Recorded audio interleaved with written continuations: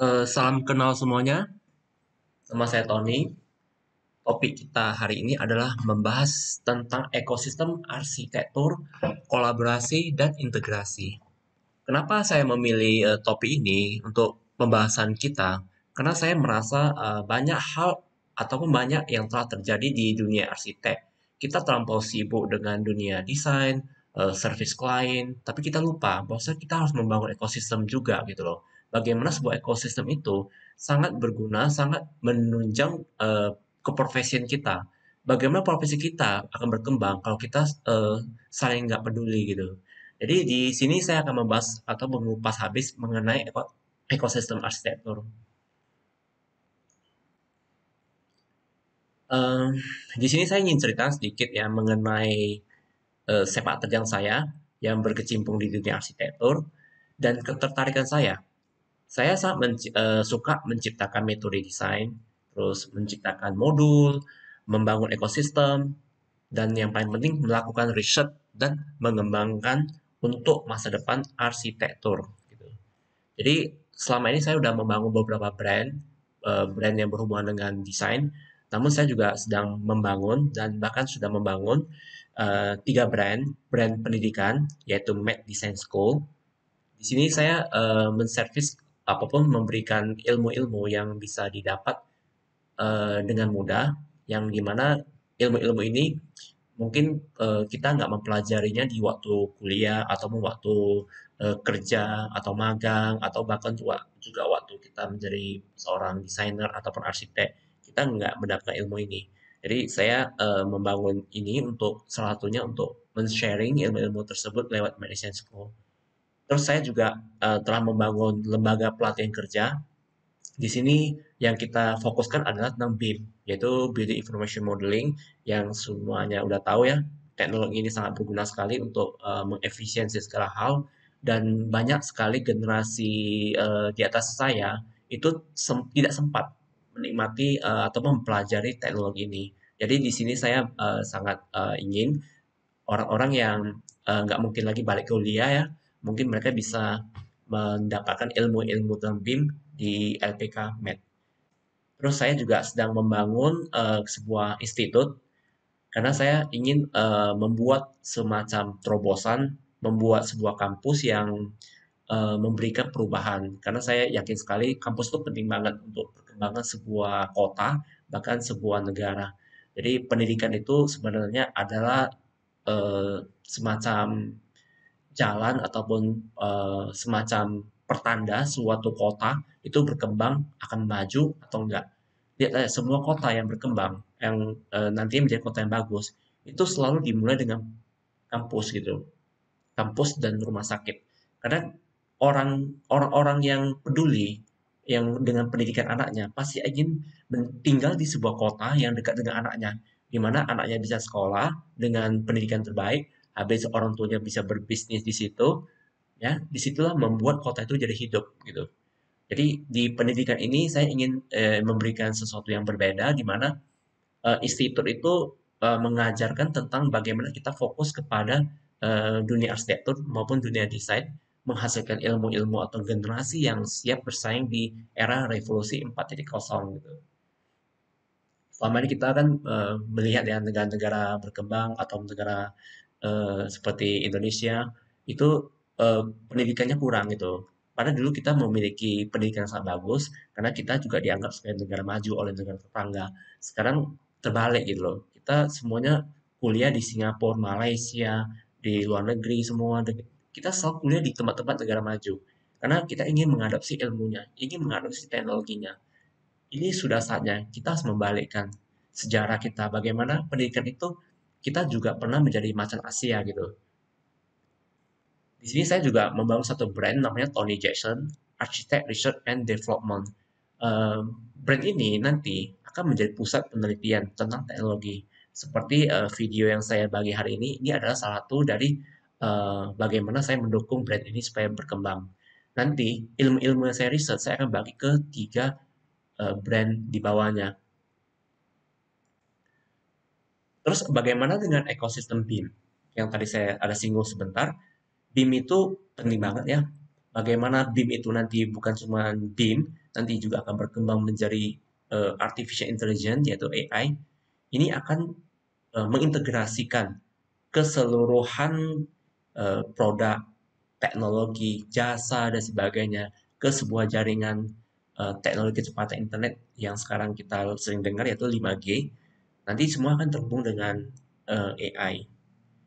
Terus negara kita harus fokus pada soft skill. Selama ini kita selalu fokus kepada hard skill. Sebenarnya kita harus fokus kepada soft skill. Kita bisa melihat beberapa negara yang fokus kepada soft skill itu ujungnya menjadi negara maju. Karena soft skill itu adalah boleh dibilang induk dari semua semua teknologi. Nanti kita akan menghasilkan banyak teknologi turunan gitu. Kita ambil contoh BIM itu adalah teknologi induk dari dunia arsitektur. AI ada teknologi induk uh, dari kepintaran buatan di mana nanti akan menghasilkan banyak sekali teknologi turunan gitu. Jadi kita harus fokus kepada soft skill supaya kita bisa bersaing di revolusi industri 4. Generasi muda kita itu sebenarnya memiliki potensi kreativitas dan dominan otak kanan. Ini hasil survei yang dilakukan. Indonesia itu dominan otak kanan. Makanya kalau kita suruh belajar desain, desain segala macam desain, itu orang Indonesia sangat antusias gitu. Bahkan kalau kita disuruh belajar membuat gambar kan di arsitektur ada namanya 3D visual, ada namanya gambar kerja gitu. Mereka kan memilih 3D visualnya gitu. Karena dari 3D visual barusan beralih ke gambar kerja. Ada beberapa orang suka ke gambar kerjanya dulu, barusan tarik ke 3D visual. Tapi kita terbalik gitu loh. Kita paling suka itu 3D visualnya dulu. Di situ kita membuktikan kita itu lebih ke visual gitu. Visual itu adalah otak orang yang otak kanan gitu. Terus tahun 2024 akan terjadi bonus demografi. 60% penduduk Indonesia adalah generasi muda. Ini kabar baik atau kabar buruk? Karena bonus demografi di zaman-zaman kita waktu orang tua kita selalu diingatkan untuk keluarga berencana ya. Satu keluarga itu hanya boleh 2 anak. Bahkan di negara seperti RRC, mereka itu hanya boleh 1 anak. Karena bagi mereka itu banyak anak itu bencana gitu loh. Terlalu banyak anak, alhasil banyak harus dibiayai, banyak harus dikasih makan gitu. Tapi di zaman sekarang, terjadinya penurunan jumlah penduduk gara-gara larangan punya banyak anak, itu beberapa negara maju seperti Eropa, Amerika, itu sekarang malah kasih dana, kasih uang untuk orang tua yang ingin punya banyak anak gitu loh. Terbalik kan? Nah, jadi sekarang bonus demografi ini adalah berkah gitu loh. Karena dengan banyaknya jumlah penduduk muda itu menghasilkan banyak sekali eh, kita bisa menghasilkan sumber daya teknologi baru, kita juga bisa menjadi semacam istilahnya memutar roda perekonomian gitu loh. Jadi ada namanya resesi ekonomi dan juga ada namanya yang disebabkan oleh jumlah penduduknya sedikit. Bayangkan sebuah keluarga nggak mau punya anak, suami istri nggak mau punya anak misalnya gitu. Apa yang terjadi? Bisnis makanan anak-anak seperti susu dan sebagainya, seperti pakaian anak-anak, popok dan sebagainya itu langsung nggak ada penjualan itu yang disebut resesi gitu. Jadi terjadi juga nanti bisnis yang berhubungan dengan kalau punya keluarga kan kamu pasti kepingin punya rumah, beli mainan, habis itu menyekolahkan dia di tempat yang terbaik dari sekolah playground sampai dia sekolah sekolah tinggi ya. Otomatis ini kan memutar ekonomi gitu loh. Nah, disitulah efek dari kalau kita nggak memiliki banyak anak di sebuah negara, itu efeknya mempengaruhi ekonomi ternyata gitu loh. Jadi Indonesia itu memiliki 60% generasi muda lebih banyak. Otomatis ini adalah boleh dibilang kita itu negara muda. Negara muda itu negara jumlah penduduknya lebih banyak gitu loh. Masa jumlah penduduk muda lebih banyak. Bagaimana dengan negara yang dulunya sangat berjaya seperti Jepang, jumlah penduduknya kan terbalik sekarang. Jumlah yang tua itu lebih banyak daripada muda. Alhasil ya mereka harus mengimport atau menjadikan selama ini kan mereka nggak terbuka untuk permanent resident gitu. Jadi otomatis sekarang mereka membuka diri bagaimana mendatangkan penduduk muda lebih banyak dari luar gitu. Karena mereka udah selama ini udah salah langkah di mana terlampau banyak penduduk eh, tuanya gitu loh. Alhasil menciptakan suatu kondisi eh, ekonomi jadi kacau gitu loh nanti ke depannya karena nggak bisa lagi mengadopsi teknologi baru, nggak bisa lagi mengadopsi menciptakan lapangan kerja baru karena semuanya udah rata-rata berumur gitu. Disitulah nanti efeknya sangat besar ke ekonomi. Kita adalah negara muda, ingat ya. Semua harus satu haluan. Ini yang selalu kita lupakan. Dulu kita punya GBHU, Garis Besar Haluan Negara, atau kita GBHN berarti ya, Garis Besar Haluan Negara. Jadi semua satu haluan. Kalau kita masing-masing punya haluan berbeda, ibaratnya seperti ombak tapi nggak menuju ke pantai gitu. Semua ombaknya ada ke kiri, ke kanan, ke belakang. Alhasil ya ombaknya ya datar-datar aja. Jadi apa? Jadi kolam gitu. Yang kita perlu lakukan itu satu haluan itu.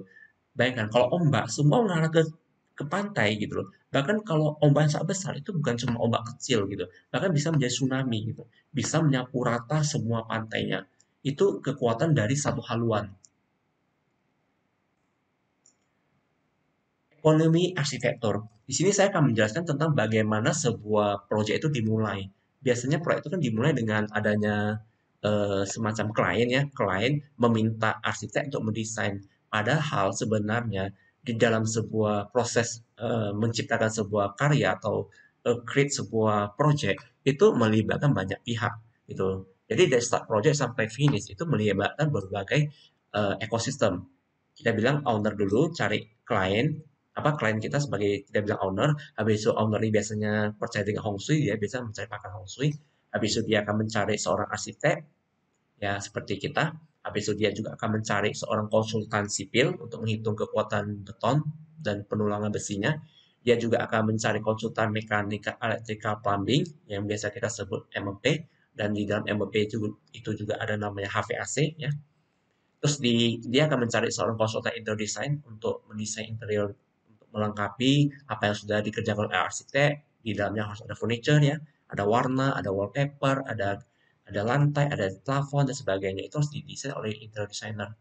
Terus dia juga akan mencari seorang landscaper untuk mendesain tamannya. Dia akan mencari seorang QS, quantity surveyor, untuk menghitung biaya pembangunan dari sebuah proyek. Terus dia akan mencari seorang konsultan mekanikal manajemen konstruksi, biasa kita sebut MK, untuk memanajemen proyek di lapangan. Terus dia akan mencari kontraktor untuk tender ya. Setelah dia menang kontraktornya, mereka si kontraktor akan mencari supplier.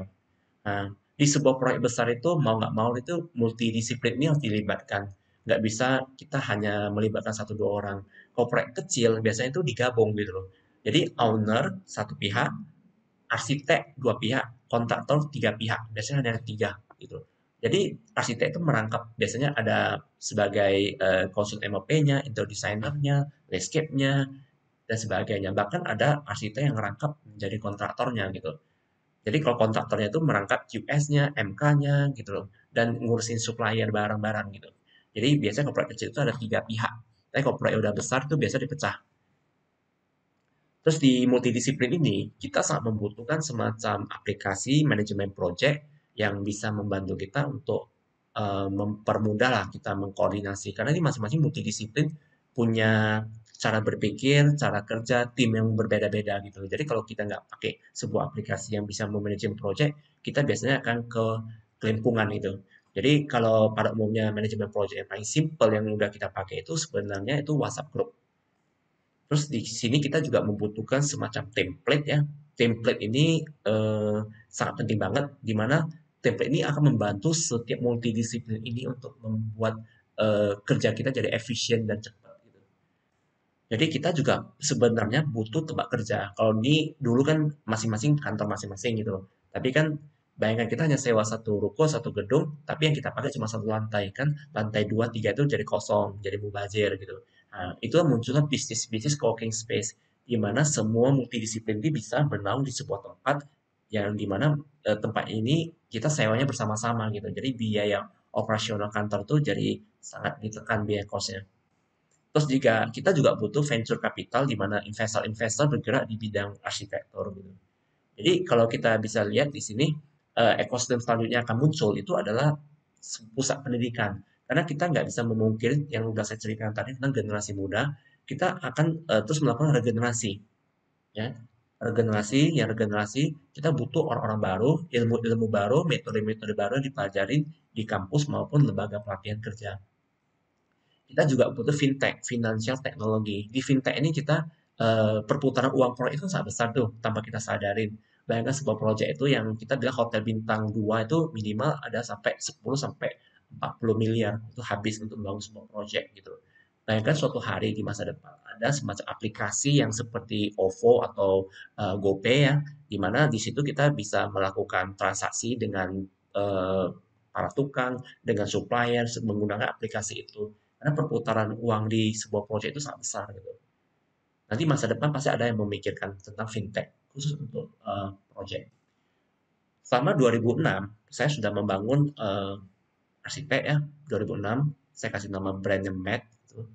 Terus di sini saya di tahun 2016 saya sudah membangun namanya template sharing, di mana template ini udah saya sangat lengkapin dan terus berkembang. Sekarang udah masuk versi 4, nanti sebentar lagi masuk versi 5. Nanti di versi 5 itu makin lengkap dan proses desain itu makin cepat gitu. Teman saya juga sedang membangun Ezibil di bidang supplier bahan baku.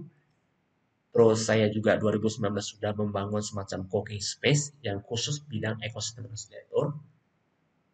Terus target saya sebenarnya 2020 ini ingin membangun semacam aplikasi memanajemen project.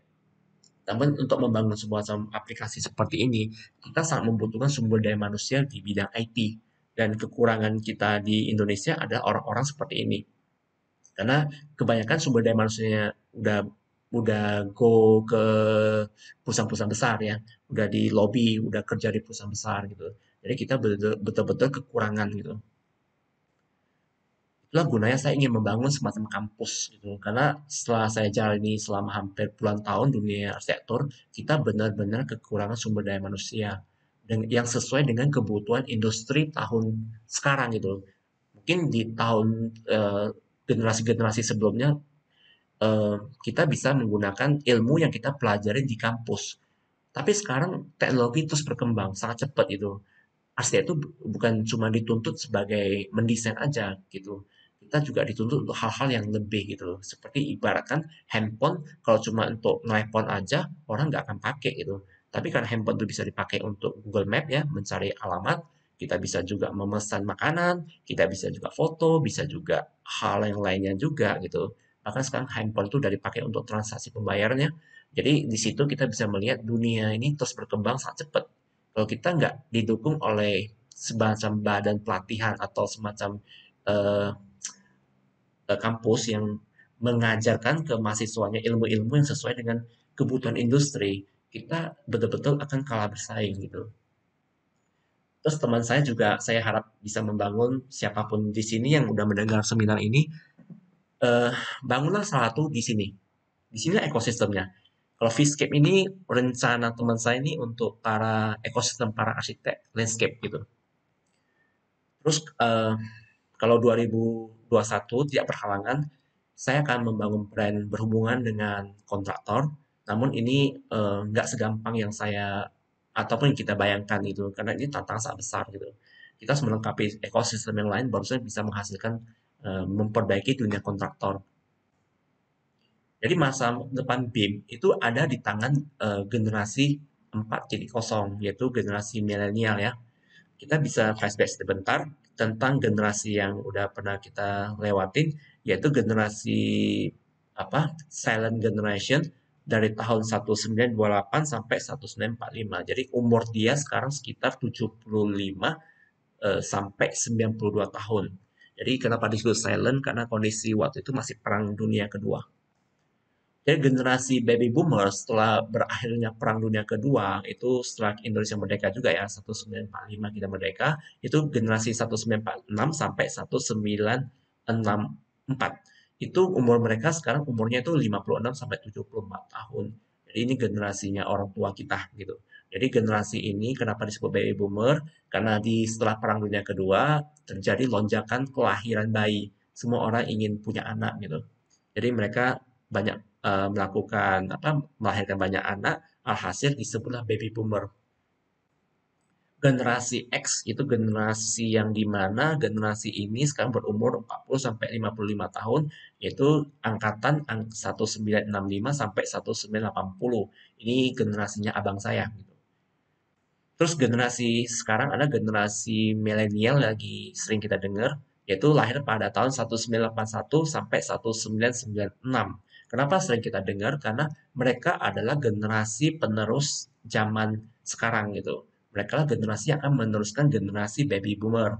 Jadi umur mereka sekarang sangat produktif, yaitu 24 tahun sampai 39 tahun. Saya lahir tahun 1981. Jadi saya adalah generasi pertama dari generasi milenial. Cara berpikir itu sangat berbeda dengan generasi X gitu. Saya dapat merasakan sendiri ya, cara berpikir saya dengan abang saya itu jauh berbeda sekali gitu. Terus generasi post milenial itu generasi yang lahir tahun 1997 sampai sekarang gitu. Jadi umur mereka itu 23 tahun. Habis itu generasi yang akan datang tuh akan disebut generasi apa? Nah, itu namanya generasi alpha. Jadi saya memprediksi ya, kalau generasi alpha ini setelah teknologi hologram atau teknologi AI itu digunakan di mana-mana.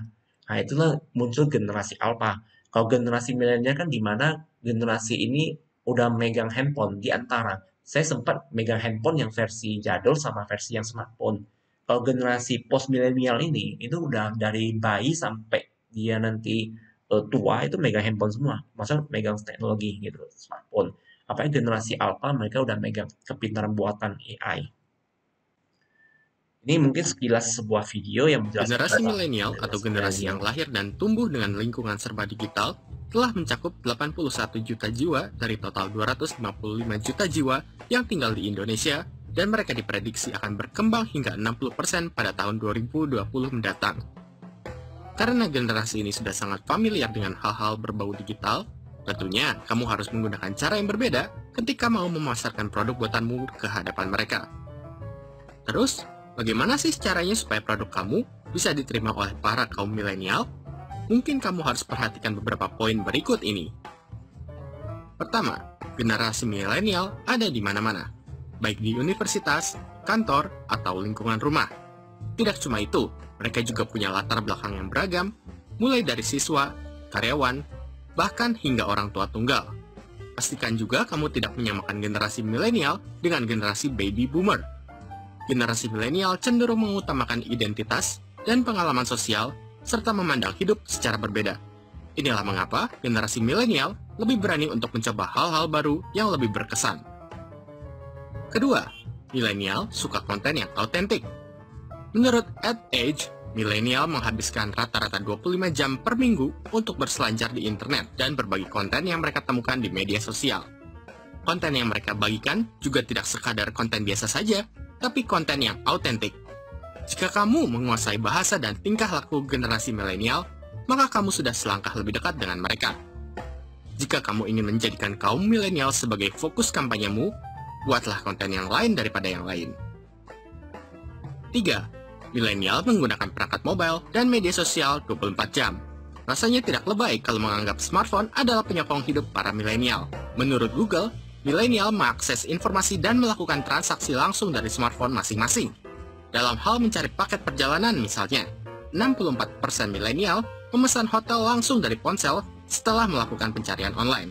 HubSpot juga menerangkan, 65% milenial berinteraksi dengan produk yang mereka minati lewat media sosial, terutama Facebook dan Twitter.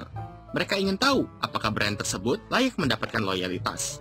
Jadi, usahakanlah supaya perusahaanmu memiliki akun media sosial jika ingin menjangkau milenial. Keempat, senang berkolaborasi. Generasi milenial lebih tertarik untuk terlibat dalam pengembangan sebuah produk ketimbang mengonsumsi sebuah produk begitu saja. Dengan ikut serta dalam pengembangan sebuah produk, para milenial akan menjadi lebih percaya pada brand yang kamu jual. Tidak jarang di antaranya akan sukarela menjadi brand ambassador untuk produkmu. Di lain hal, kalau pemasaran dilakukan dengan cara tradisional, seperti penggunaan billboard, direct mail, atau iklan radio, kamu malah tidak akan menarik hasrat para milenial untuk mencoba produk buatanmu. Pemasaran semacam ini lebih berfokus pada perusahaan dan tidak terasa personal atau berorientasi pada pelanggan. Jadi, jangan lakukan kampanye hard selling, karena kamu sama saja lagi ngobrol sama tembok. Nah, bagaimana menurutmu? Apakah Dari video itu kita bisa ngambil satu kesimpulan ya. Kesimpulan pertama adalah generasi milenial ini sangat mengutamakan identitas, pengalaman sosial, memandang hidup secara berbeda, suka mencoba hal-hal baru yang lebih berkesan. Ini memang sangat terasa sih, generasi milenial proses desain mereka itu lebih ke pengalaman mereka waktu jalan-jalan. Mereka itu kayak arsitek atau interior designer yang jalan-jalan, habis itu mereka menerapkannya berdasarkan pengalaman sosial tersebut gitu. Jadi program ruang yang dihasilkan oleh para desainer ini itu berbeda sekali dengan generasi baby boomer yang saya rasa ya. Mereka lebih ada pengalaman ruangannya gitu. Nomor dua itu suka konten yang autentik. Nah, ini konten autentik ini ibaratkan kita kalau ingin memesan sebuah tempat hotel, kita nggak langsung percaya, kita riset dulu, kita search dulu, benar nggak hotelnya bagus, kalau menurutnya benar nggak besar gitu. Gitu. Kira-kira seperti orang-orang yang ingin lebih ke bukti gitu, jangan bertele-tele gitu. Terus yang nomor tiga ini online 24 jam non-stop. Ini kita pernah sekali ya di Medan terjadi server apa Telkomsel mati. Kita hampir 1 hari itu merasakan di mana kita kembali ke zaman batu, nggak ada internet, kita nggak bisa ngapa-ngapain. Memang sangat benar sekali, kita sangat tergantung dengan online internet. Terus nomor 4 suka kolaborasi, lebih suka terlibat pengembangan sebuah produk daripada mengkonsumsi produk begitu saja. Ini ternyata juga kita lihat ya perubahan era sekarang itu kita kalau bisa jangan cuma disodorin produk, disodorin make ini make itu. Kita kalau bisa sekali-sekali gitu. Generasi baby boomer yang nawarin kita itu berpikirlah seperti yang kita generasi milenial pikirkan gitu. Yang kamu nawarin sebuah produk, bagaimana sekali-sekali kamu nawarin kerjasama gitu. Kita kolaborasi aja, misalnya handle pintu. Bagaimana kalau saya desainnya handle pintunya, kita kolaborasi, habis itu nanti ujungnya kan saya menjadi brand ambassador produk ini gitu loh. Ujungnya kan produk ini akan dipakai oleh banyak orang, habis itu si pengguna yang tadinya membantu ngasih ide juga dapat royalti. Nah, itu yang akan dilakukan oleh banyak generasi milenial. Jangan cuma mengkonsumsi sebuah produk, tapi juga kita dilibatkan mengembangkan sebuah produk. Ya kan? Itulah 4 ciri utama generasi milenial yang bisa kita lihat di sini. Terus kegunaan BIM di proyek ada 5 ya. Saya bisa simpulkan ini garis besarnya aja, nanti detailnya di video-video selanjutnya. Nomor satu itu presentasi yang interaktif. Nomor dua adalah kecepatan. Nomor tiga adalah efisiensi. Nomor empat adalah profesionalisme. Nomor lima adalah di ide yang sangat detail. DD itu adalah detail engineering design. Terus yang saya jelasin satu dulu ya. Presentasi yang menarik dengan teknologi GPU sehingga real time rendering serta revisi real time lewat aplikasi Zoom. Ini mungkin saya bisa kasih lihat sebuah Di sini testimoni dari klien yang saya. konfigurasi kedua yang lebih rapi ini kebetulan hotel roomnya saya bisa dapat lebih banyak karena saya anggap bangunannya saya lebih itu kurang lebih kamarnya ada 66. Kalau yang tadi konfigurasi satu kan cuma 51. Mungkin begini Ton, kalau kita mau ajukan ke bank, yang begini jauh lebih visible, kelihatannya juga lebih reasonable, ya lebih bisa diterima. Karena kalau bikin 2 tahun 3 tahun, bank juga ketawa dia. You jual kasih angin surga dia bilang. Ya. Tapi yang Ahau tuh hebatnya kan di situ dengan timnya dari Tony. Jadi sinkron semua dan sinergis. Nah, yang bisa dimanfaatin kita manfaatin apa? Iya dong. Babies cry, I watch them grow. Di video itu saya bisa melihat ekspresi ataupun reaksi klien kita sewaktu kita presentasi dengan real time rendering, habis itu sewaktu kita bisa menghitung financial planning mereka dalam hitungan hanya berapa menit, kita bisa tahu kapan balik modal, berapa total investasi, habis itu dia setelah balik modal bisa dapat keuntungan berapa persen atau berapa keuntungan dia di project ini. Itu reaksinya luar biasa sekali gitu. Kita berkat teknologi BIM inilah maka kita bisa melakukan itu. Tanpa teknologi ini kita nggak bisa melakukan apa-apa gitu. Ini saya bisa kasih contoh beberapa video. Sebelumnya saya kasih lihat bagaimana kita bisa real time render ya. Ini ada salah satu project kita di sebuah komplek perumahan di Medan. Ini sangat terkenal sekarang ya, Citraland. Di sini saya bisa membuat simulasi bagaimana kita bisa melakukan tour keliling ke project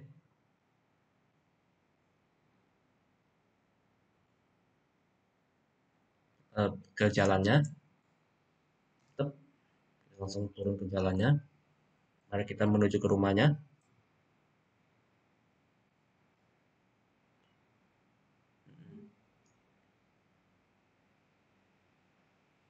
Kita bisa melihat ya si lingkungan sekitarnya. Dia bisa merasakan perjalanan menuju ke rumahnya. Bahkan kita juga bisa membuat simulasi suara ya.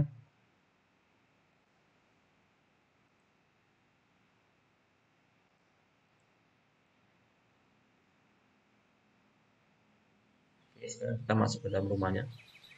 Rumahnya yang ini.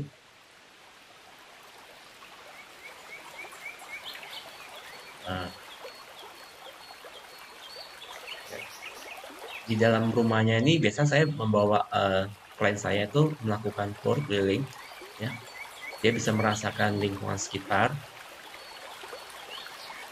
Saya ambil contoh, saya di proyek ini saya ingin menciptakan sebuah suasana yang dimana tamu itu melihat sesuatu yang indah dulu sebelum masuk ke ruangan lain.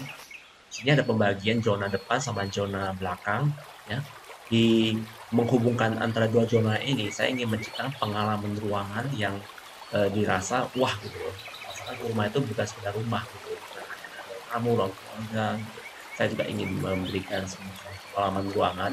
Bahwasanya rumah kamu tuh ukurannya hanya 8 atau 9 lebarnya itu, untuk panjangnya 15 meter, kamu bisa mendapatkan pengalaman ruang yang betul-betul wah gitu loh.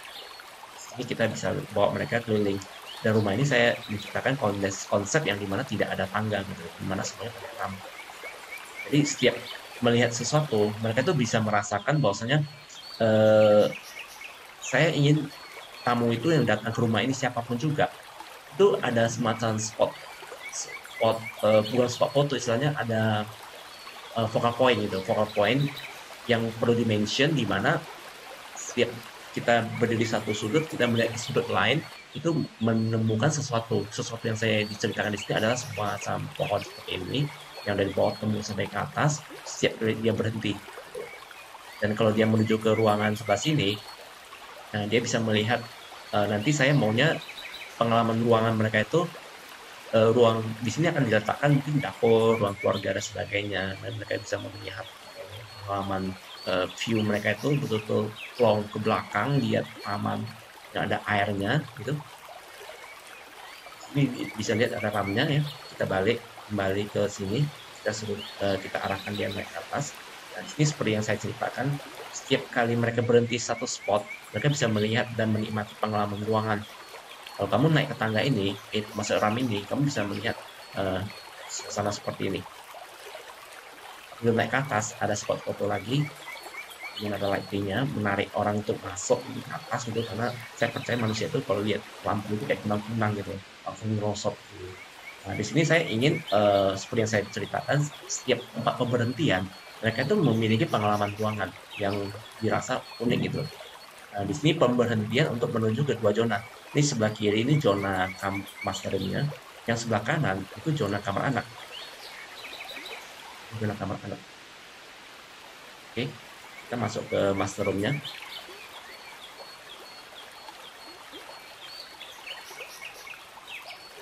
Dalam master room ini kita bisa melihat begitu dia berhenti di sini, dia juga melihat adanya semacam zona ke atas ya. Dia bisa melihat ke ruang mezaninnya. Ini ke menuju ke kamar dia. Di pengalaman-pengalaman ruangan yang ingin saya ciptakan, saya bisa visualkan pada klien saya dengan sangat interaktif lewat teknologi kombinasi antara BIM dengan teknologi generasi sekarang kita udah pakai AR ya, ataupun VR gitu. Kita bisa langsung merasakan pengalaman ruangannya, ataupun kita juga bisa melakukan real time render di mana tamu itu ataupun klien kita itu dibawa untuk melakukan tour ke rumah dia yang bakal jadi gitu. Dan misalnya dia ada revisi biasalah kalau klien itu pasti ada revisi ya, kita bisa melakukan revisi on the spot real time. Misalnya ambil contoh mungkin material lantai lantai ini ya, lantai 2 kita ganti material menjadi material berbeda.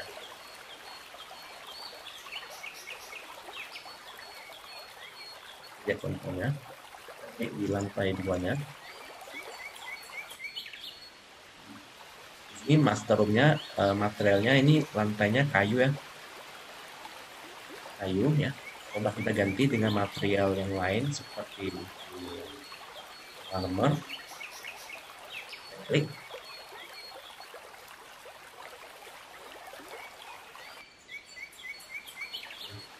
Materialnya langsung berubah jadi marmer dalam hitungan detik.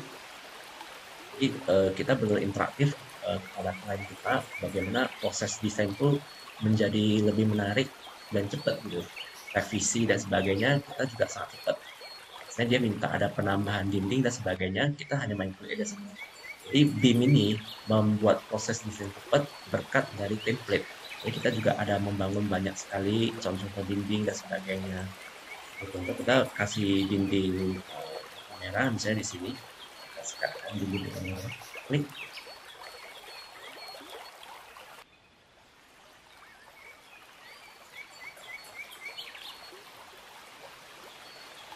Lihat ya, langsung muncul di mata merahnya di sebagai partisi ruangan di master ya. Itu yang saya maksud dengan kecepatan real time render. Selain real time render, kita juga bisa mempresentasikan karya kita itu lebih interaktif dalam bentuk video. Saya putarkan satu contoh video.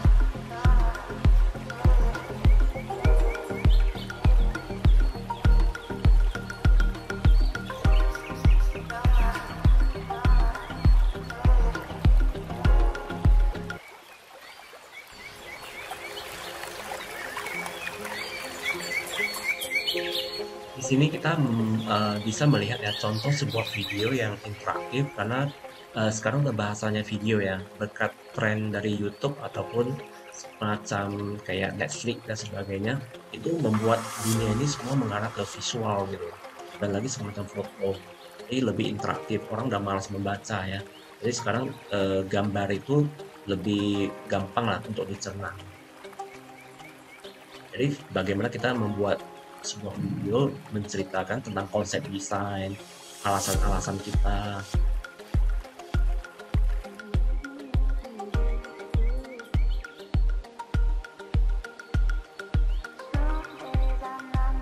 Ini yang perlu digarisbawahi, proses pembuatan ini kita nggak pakai software yang terlalu ribet-ribet.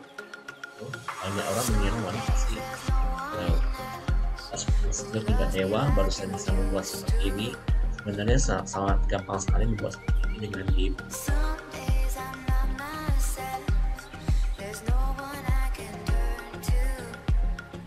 Dan proses membuatnya juga sangat cepat.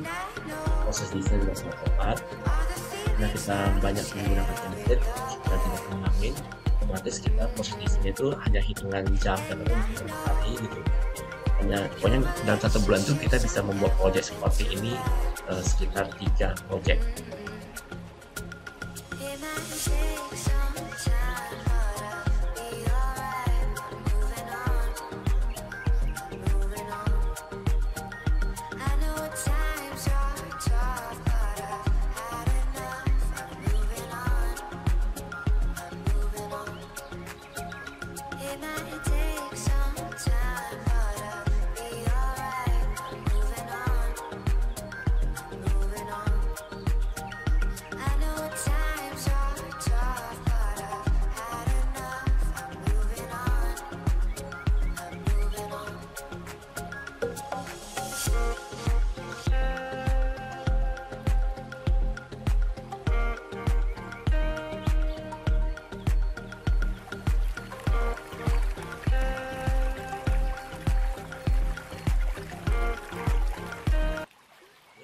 Sekarang kita masuk ke nomor 2, yaitu kecepatan.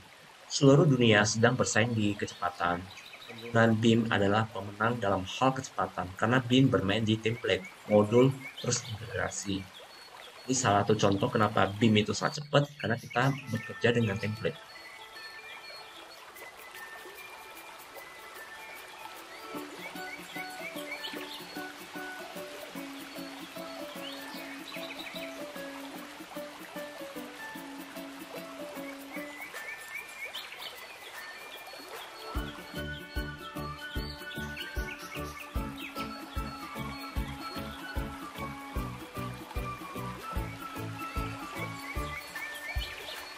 Bisa dilihat ya, kita hanya cukup klik-klik aja.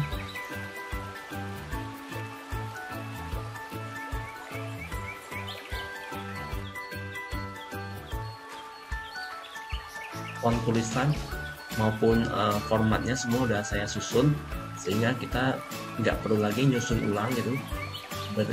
Skalanya juga kita tinggal pilih mau yang skala kecil, sedang maupun besar. Jadi kalau dindingnya udah kita kembangin atau dindingnya udah kita buat template-nya, saya bisa masukkan informasi seperti jenis semennya, batunya, dan sebagainya. Jadi begitu kita panggil dengan istilahnya ini namanya tag ya, semua tinggal klik aja, data itu bisa kita keluarkan baik dalam bentuk 2 dimensi maupun 3 dimensi yang tarik ke kanan.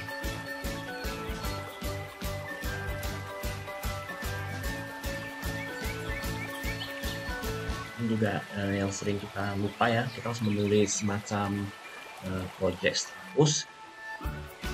Kalau di BIM itu ada istilahnya LOD, levelnya mau sampai berapa gitu.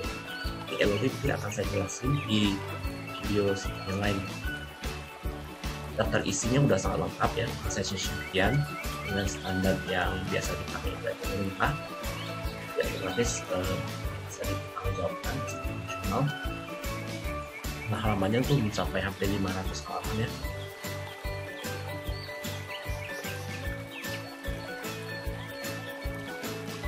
Ini untuk drawing list yang interior juga. Jadi kita biasa seperti yang saya jelasin dari sebelumnya, ada arsitek, ada interior designer, mechanical, dan ada landscaper, dan sebagainya. Bagaimana kita membuat simulasi yang tadi saya jelasin, kita bisa menghitung financial planning awal. Kita hanya cukup masukkan budgetnya, lantai 1 berapa, budget 2 berapa, total investasi keluar dengan detik.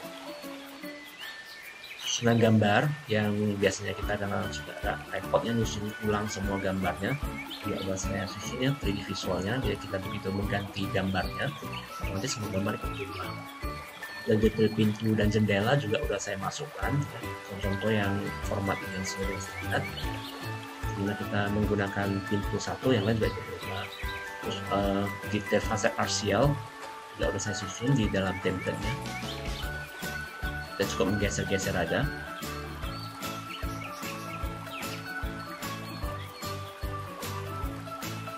Dan juga dengan detail ceiling, pembuatan potongan plafon itu hanya tinggal geser-geser aja.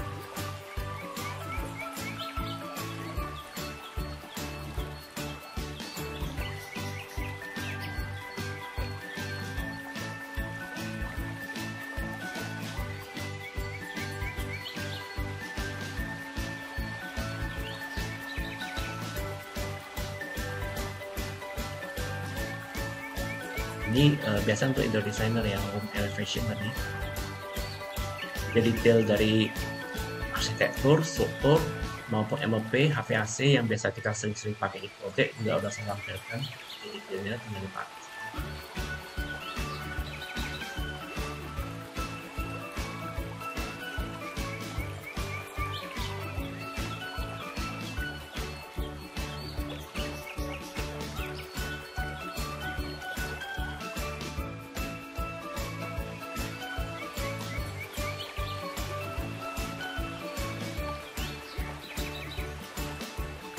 Ya, detailnya.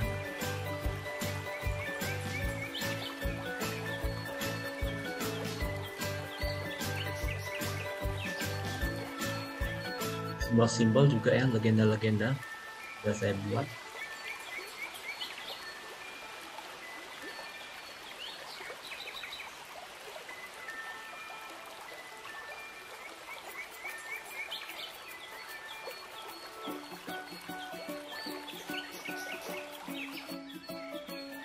Ini juga kop ya, kop gambar. Saya ada buat beberapa alternatif. Ini untuk apa ya, tag ketinggian saklar, stok kontak, cukup ganti angkanya, otomatis di 3D langsung berubah juga gitu. Jadi bukan sekedar 2 dimensi aja. Ada beberapa curtain panel yang parametrik udah saya buat juga, panel-panel 1, 2 yang pakai di project.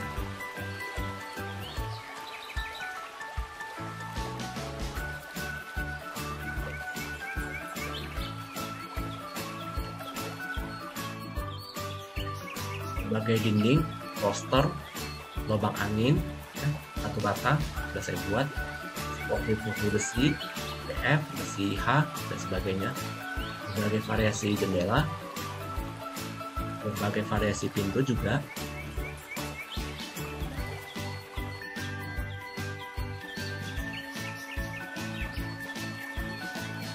Untuk membuat angka seperti ini dengan software lain mungkin agak susah ya, tapi kalau di Revit itu hanya mengklik masuk railing juga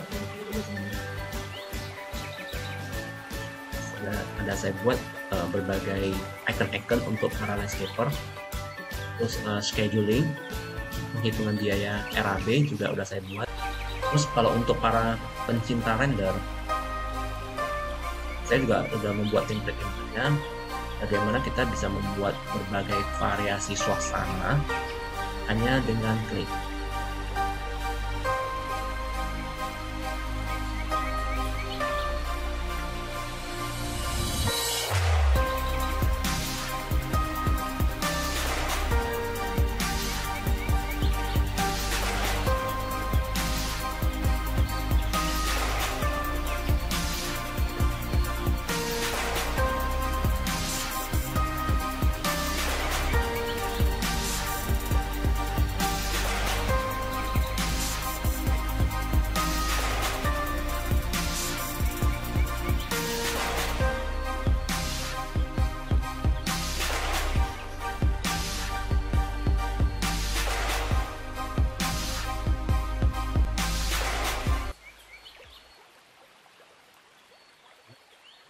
tidak bisa menutup kenyataannya. Kita sangat butuh visual untuk klien kita, di mana seorang arsitek itu sering habis waktu hanya nunggu render. Dengan ini kan kita menjadi lebih efektif dan efisien, nggak habis waktu.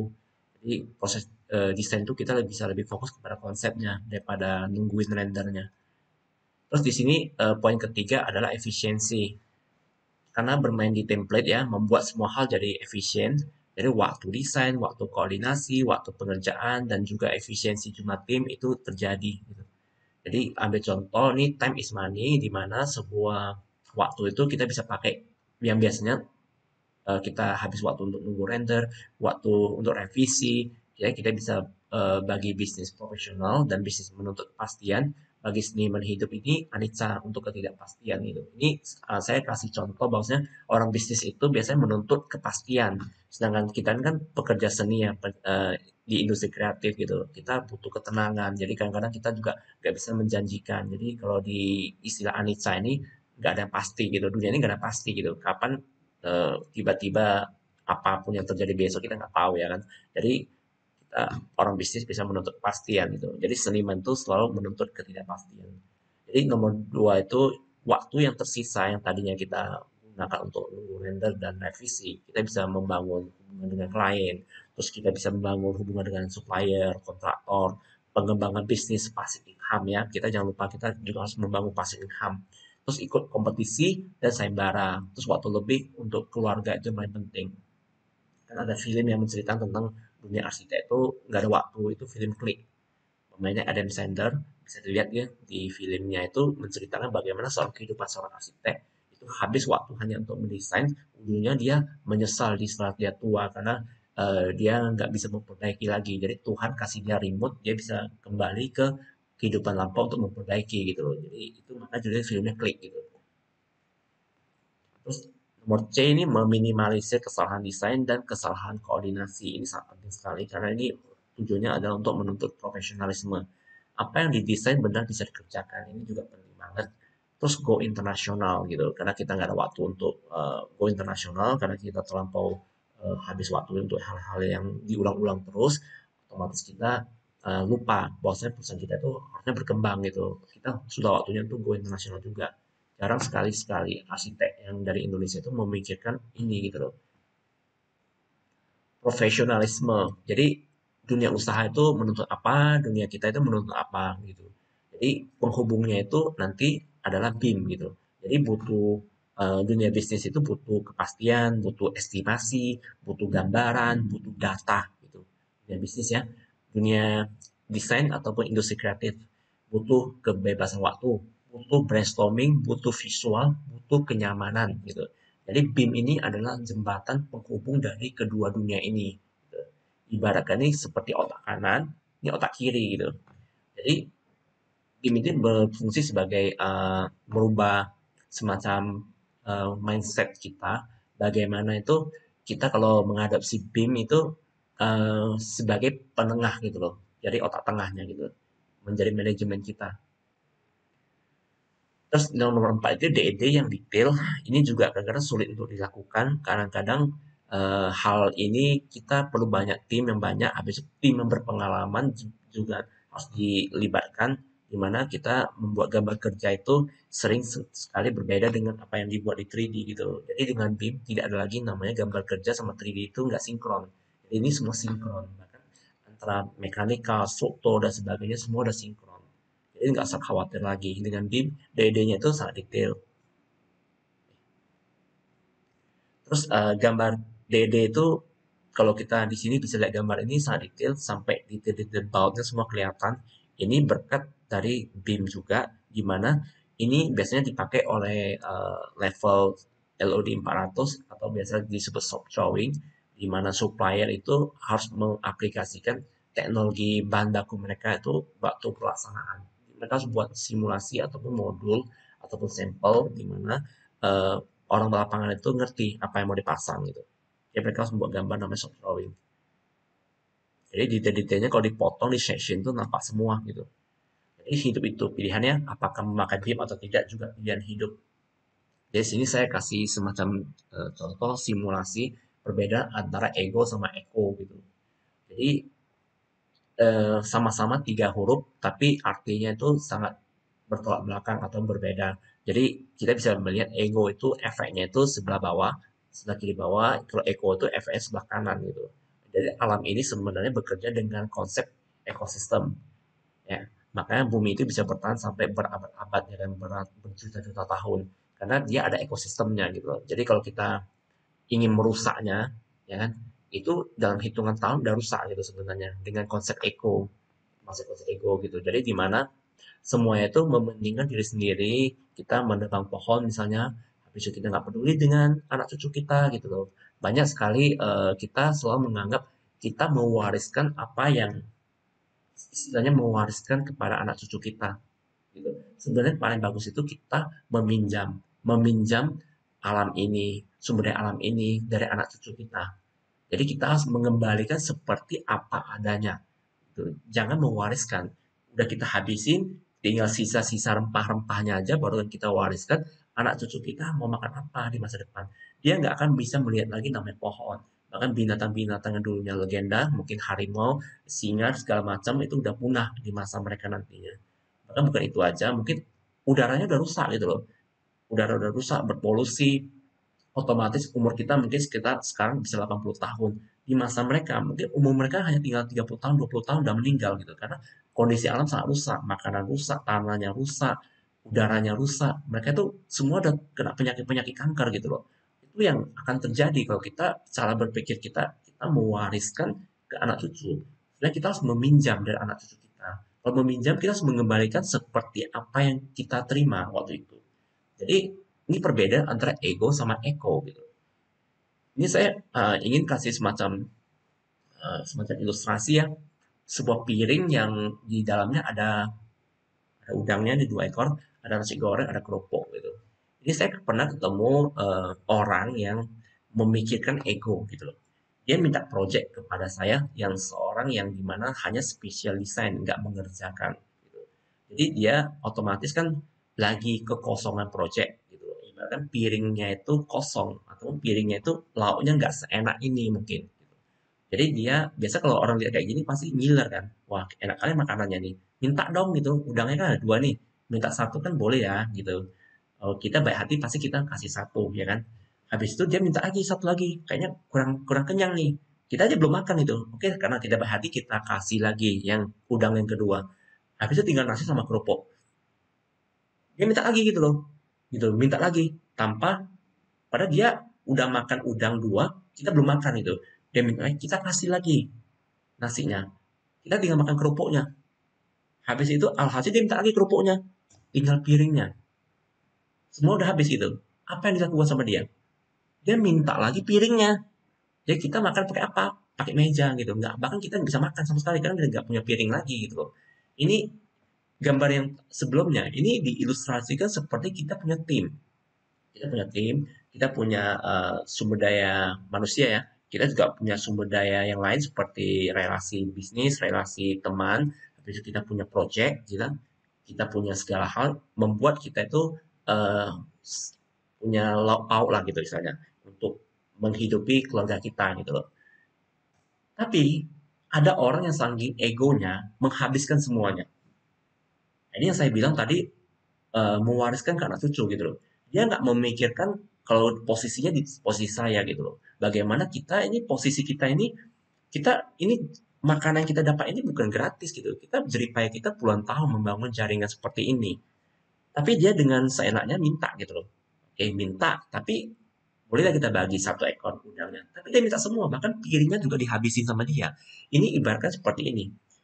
Ada satu kontraktor ya, ataupun arsitek, ataupun supplier, apapun juga itu statusnya, mereka datang ke kantor saya, mereka bingung, sekarang kok ada sepi project ya, pihak dia ya, ada pihak yang dimana kondisi sekarang malah kebanjiran project, dia pada lihat, oh banyak sekali proyek tempat kamu ya, gitu loh. Jadi bagaimana saya bisa ngambil project ini gitu loh, datang dengan status dia seorang desainer, dia seorang kontraktor juga gitu, berarti dia design and build. Dia juga seorang supplier gitu.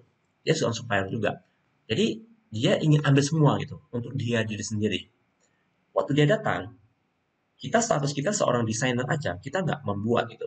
Jadi otomatis kita sebagai seorang desainer apa berani ngasih dia project? Nanti ujungnya udang saya dihabisin semua gitu. Berarti klien saya dihabisin semua sama dia gitu. Artinya diambil semua gitu. Karena dia juga ada mendesain gitu. Otomatis kita ragu untuk ngasih project gitu. Habis itu dia carilah partner dia yang lain, coba mendekati para kontraktor untuk kasih dia project dengan status dia mendesain gitu. Kontraktor juga nggak berani kasih dia project. Kenapa? Ya, dia juga membuat, dia juga seorang kontraktor, otomatis nggak berani dong dia ngasih project gitu. Habis itu dia dekatin para supplier ngasih project. Supplier juga lari 100 gitu. Kenapa? Ya karena dia juga mensuplai bahan baku gitu. Otomatis dia juga takut. Jadi orang-orang yang seperti ini, dia kebingungan. Dia masuk ke komunitas manapun juga di blok gitu. Kenapa? Karena semua komunitas itu sudah membangun ekosistem. Contohnya saya berada di grup si A.